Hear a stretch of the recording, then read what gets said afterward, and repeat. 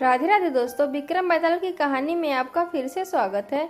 इस कहानी का शीर्षक है राजकुमारी किसको मिलनी चाहिए।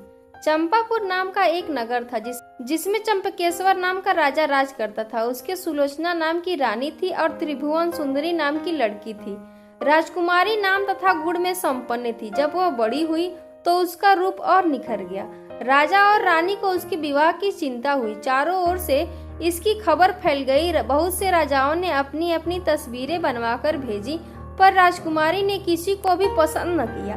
राजा ने कहा, बेटी कहो तो स्वयंवर करूं, लेकिन वह राजी नहीं हुई। आखिर राजा ने तय किया कि वह उसका विवाह उस आदमी के साथ करेगा जो रूप, बल और ज्ञान इन तीनों में बढ़ चढ़ कर हो।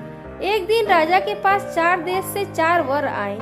एक ने कहा, मैं एक कपड़ा बनाकर 5 लाख में बेचता हूँ, 1 लाख देवता को चढ़ाता हूँ, 1 लाख अपने अंग लगाता हूँ, 1 लाख स्त्री के लिए रखता हूँ और 1 लाख से अपने खाने पीने का खर्च चलाता हूँ। इस विद्या को और कोई नहीं जानता। दूसरा बोला, मैं जल थल के पशुओं की भाषा जानता हूँ। तीसरे ने कहा, मैं इतना शास्त्र पढ़ा हूँ कि मेरा कोई मुकाबला नहीं कर सकता।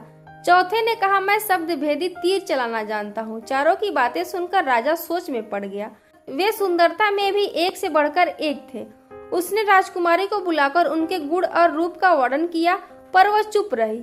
इतना कहकर बेताल बोला, राजन तुम बताओ कि राजकुमारी किसको मिलनी चाहिए।